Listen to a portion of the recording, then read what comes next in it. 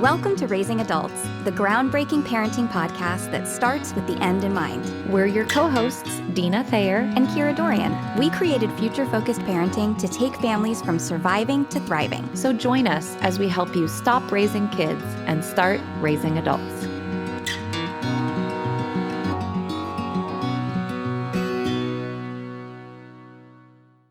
Well, hello, FFPs, and welcome back to our final episode of Raising Adults. This is episode 150, and as you probably heard on the bonus episode we released last week, this is it for us. And so, as you probably can already hear in my voice, and you will undoubtedly hear in Dina's, it is super bittersweet, and we have some feels about it.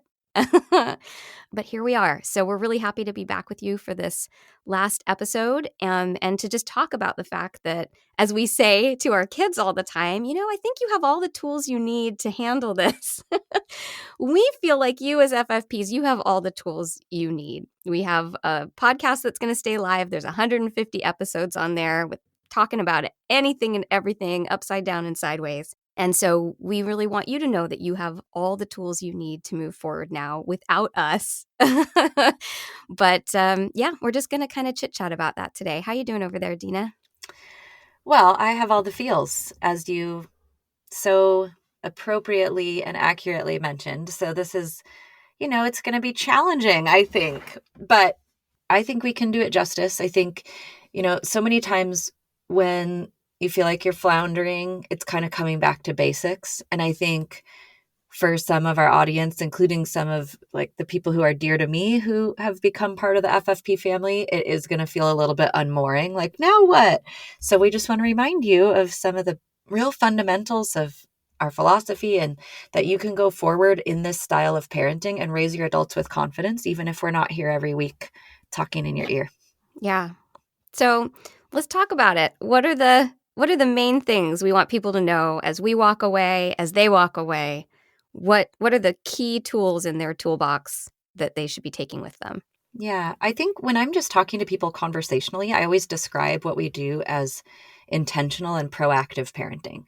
So I think those three pillars are an important thing to just kind of quickly revisit, because the intentionality comes from that strong why. If you know why you're doing what you're doing, it really does make it easier to make those strong decisions that are best, rather than the ones that might just be expedient or get the behavior to shut down that you don't like. So I think that intentionality piece is important. And that's the first pillar, which we've talked about many times, having that strong why. And then kind of off the back of that is those family values, which we've said are different for everybody. But having your values kind of anchors the why, because it comes from that. If you know what you're aiming at, say, you have just a short sentence why, which we've always encouraged, boil it down to a few words or a phrase, like yours with the mentally and emotionally happy and healthy. If you know what you're aiming at there, it really does help kind of formulate these values. Okay, well, then we're going to aim at empathy. We're going to aim at compassion and kindness and those things. So getting that dialed in, I think, is really important. And then the proactive piece is where we can we think in advance? Can we act in advance? Can we have a plan? And then all we're doing is executing a plan rather than creating it in the moment when something is hard. I think that's really key. And that's that third pillar that we talk about, is taking that proactive approach and working to be proactive and not reactive. And I think those things coupled together, intentionality and being proactive, really kind of are the nugget. There's other pieces off of that we'll even probably touch on a few today, but I think those are really key. And as you go forward without our voice in your ear all the time, I think that's huge to just, if you get stuck, come back to that. Okay, do I know why I'm doing this? And have I worked to execute my plan that I already talked about? Am I parenting toward our values? It can really anchor you back down in a situation where you might feel like you're just flailing. Yeah. And I think I had a situation this week where I was thinking about how what we do, we talk a lot about using the future-focused parenting philosophy to kind of help with hard situations, and how being proactive and intentional can kind of help with those tricky, challenging parenting situations. But I had something this week where, because this is so embedded in how you and I parent, right? Sometimes I do things now without even thinking about it. It's just the way that I parent and the way that I kind of move through my parenting journey. But I had something this week happen where I was like, wow, that's a great example of using a future focused mentality, but in a positive way, not to like counteract something negative. We booked a trip to Disney and we're going with some friends. And we realized as we were kind of planning it that this is probably the last time we're going to take the kids where they are little and wide-eyed.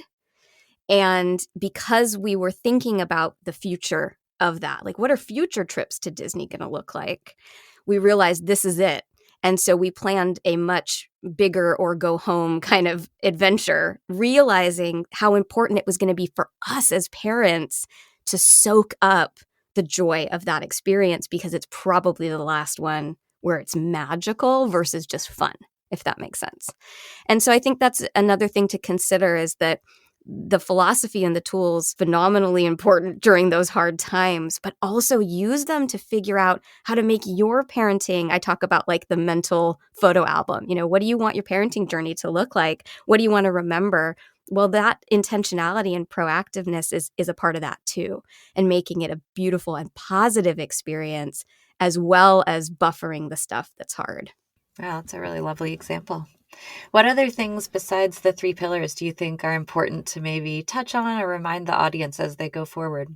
Well, definitely that combo pack you and I love of strong boundaries with lots of room in the middle for feelings, right? So as I This is said on the basically the FFP discipline philosophy right here, That's people. right. Here it is. Exactly. The idea that kids need those boundaries. It's how they feel safe. Of course, they're going to push up against them. That's how they test to make sure they're there. It's super normal and appropriate, but we don't change the boundary just because the kiddo is pushing up against it. They're pushing it to make sure the boundary's secure. And that's why they're doing it. Is it going to fall down or is it secure? But then within that, allowing all the room for the feelings. Again, just because they're having feelings doesn't mean you change the boundary. We can actually do both of these things. And that's a huge misconception, I think, about parenting, that either we have strong boundaries or room for feelings, but actually a really beautiful combo is what's necessary. What she said. Yeah. Oh, I got to say that one more time. That makes me happy. What do you think? Anything else we got to make sure we leave everybody with? Well, I think what was just striking me, which we've talked about many times over these few years, is the importance of communication and that it's okay to change things, make those course corrections. And so I was thinking that might be another just important thing to mention, that so many pieces of parenting are not a single chat. They're a series of conversations and discussions. And that when you make changes in your parenting, that's important to communicate. That as you make these plans to be proactive, if you have a parenting partner, communicate with them. So I think communication is kind of a river running through all of our stuff as well, that we're making sure to communicate those things, and that if a change needs to be made, don't be afraid to make it. But again, communicate that. I was just thinking just this week, I had a situation where I had a child not be as communicative with me as I would have liked. And I was asking for that via text. And so my instinct was to remove the cell phone privileges. And I was realizing how I've changed as a parent. And you have to grow and adapt if you're raising an adult. And I did really lean on that. And we communicated about it, but I ended up actually saying to this young adult that I can't let you practice doing this better unless you have your phone. So I'm not going to take it away. And it just struck me how that would have been very different than what I might have done even a few years ago. And I think the fact that we talked about it was important. So communication, whether that's because a change is being made, because you're handling a scenario with a consequence slightly differently, or just because you're involving your kids in that team dynamic, I think that communication piece is huge. But don't be afraid to do something different, because that was a little bit, I don't know, scary feels too strong, but it was a little bit like nerve-wracking for me to be like, oh, it doesn't feel like this is a strong enough boundary. But it was like, oh, but I have to let you show me you can do better. And it just showed how I've changed and grown up as a parent as my kids have grown up. And I think that's a piece of FFP, is that you adapt it to suit you and your changing children as they grow and develop into these various phases of their own neurological and physiological and emotional development. And that we have to be willing to kind of shift and grow as well. Yeah. Well, and what a great example of, I'm sure some of that shift is also just about what it means to raise an adult. What are the skills that need to be taught? Well, when they're younger, it's that direct consequence.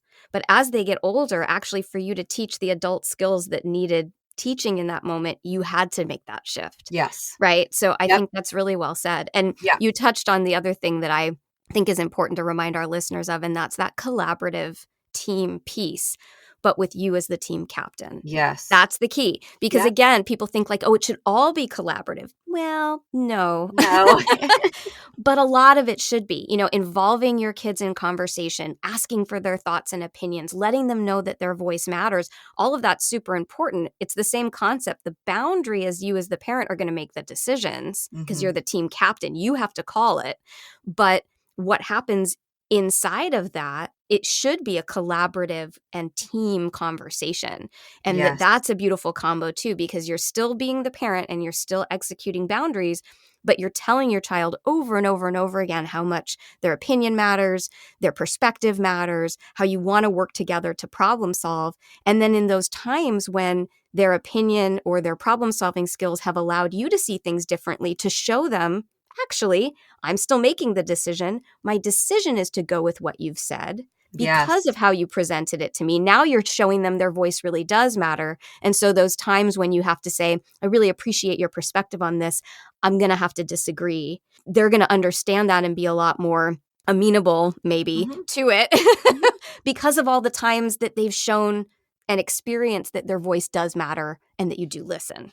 Yeah. And you've also just demonstrated, you brought up for me that this is an example of parenting using that funnel that we've talked about, which I think is another key thing to just touch on. Yes. That growth of, hey, as the responsibility increases and your child or children demonstrate handling of those responsibilities, you give more and more privileges so that you're not going backwards. We were talking about picturing that upside down triangle at the beginning. We hold a lot of the cards and we have to. There has to be a lot of structure. And then we grant those freedoms as we see the ability to handle that. And I think this was an example of that this week. I think with an 11-year-old who maybe just had a phone, it would be, you know what, you're showing me you're not really ready for this privilege. And it would have gone away. But with someone who's older, it's very different to say, okay, and I want to let you practice doing this better. So that looks different as it changes. And it's because we're further in that funnel. I've seen a track record of demonstrated responsibility. So this was a mistake. It wasn't right at the beginning. And so it's a chance to rebuild from the mistake. And I think we've talked a lot about that. So it's an important one to just reiterate. You've got to tie the privileges and responsibilities together. They really go hand in hand. Hey, FFPs. We know this year, as we reemerge, we're starting to get busy again. And certainly at this time of year, we get busy planning holiday gatherings and all the things. So our calendar definitely starts filling up with more events. And so we wanted to just talk to you one more time about Cozy, a great organizing app for families to juggle all those things, the schedules, the practices, the meetings, the doctor's appointments, and even your holiday meals. This app was named a must-have app for a better life by the Today Show, and it's easy to see why. With Cozy, everyone knows who's doing what. You even get an email every morning with the day's agenda, so you don't accidentally double book yourself. And Cozy tracks everyone's schedules and events in one place. You've got a shared color-coded calendar.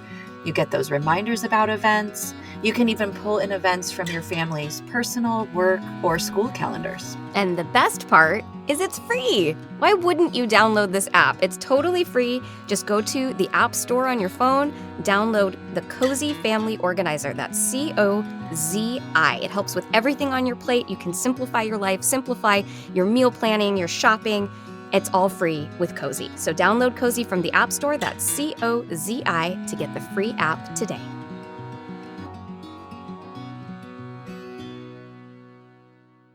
Okay. Any last messages for the people? I know, right? Last messages.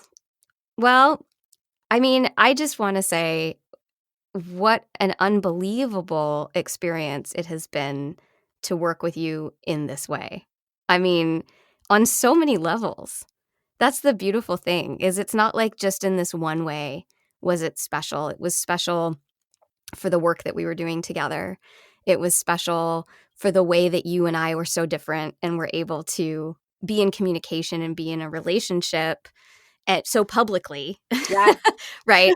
I like that was really, really special. And then also like, like how cool to get to work with one of your closest friends. Like just what a lovely little blessing that in and of itself was. Just a excuse to get on the phone with you several times a week. It was wonderful. So I'm exceedingly grateful. I learned a lot about a lot of things. But, as I've said before on the show, the thing I consistently learn from you time and time again is how to be a better person. I want to be you when I grow up. I really do.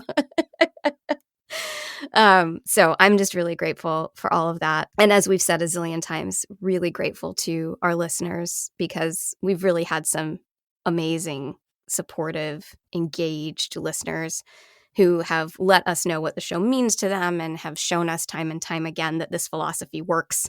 And that's been pretty incredible. So thank you to our listeners. And then just a shout out, I'm sure you're going to do the same, but shout out to my husband and my kiddos, especially during the pandemic, who sat quietly while Mommy and Dina were recording their podcast, and just the infinite support that the men really gave us in the past few years together. They really are an unappreciated behind the scenes partner in all of this. So that's what I have to say. What do you have to say? Yeah. Well, now that you made me cry. Sorry. It's funny because I don't think I have as much of a propensity toward that as some people. I don't just get weepy at all the things, but this is a big one for me today. I was telling Kira before we recorded that it's really become, in a beautiful way, not in an icky way, it's become a real part of my identity these last 3.5 years. It's and I'm a podcaster. And so that is sad, to move on from. So that I don't turn into a total puddle, I'm going to say my piece. But first of all, to you, I think what's been so great for me about working with you is you fought for this for so long. You were I will work with you someday. And just to see you are a go-getter because you made that happen. You set a goal and then you made it happen. You're I will find a way. And then we were working together. It's evident to me that tenacity is one of your family values. So I love that. But also what a privilege for me to have such a good friendship with someone so different from me, where we've been able to maintain a respect. And I think that's really special. It does not always happen out in the world, right? There's this civil dialogue that happened on this podcast. And we've even had listeners say it hey, this is what needs to be happening out in the world that isn't happening. Mm-hmm. Is even when people come at something from a different angle, they can find, is there some common ground here, and just come out at least still caring about each other, even if we're nope, still don't see it that way at all. So that's been really special. But the second thing that really stands out to me is how many times I left a podcast, hit stop on the recording, and thought, wow, I learned something today from my friend. Where you would just say something profound, or maybe say something I'd heard before, but in a way that was fresh to me and my ears could receive it differently, and impacted the way I parented or just the way I lived as a human and a woman. And I think having people in your life that you can learn from is a gift. So thank you for giving me that gift for these last few years. It's been amazing. And yes, I also have to thank my family, because Sienna and Mark let me, and they've said it themselves, being fodder for podcast episodes is challenging, right? But they were so gracious time and time again. And I would come to them, even sometimes with a sensitive story, say, can I share this? And they were almost universally yes, if it will help other families, just tell the story. So that was a gift to me. And their participation a few times was awesome. And same with our husbands doing the dad takeover episode. Was still one of my favorite, most hilarious episodes.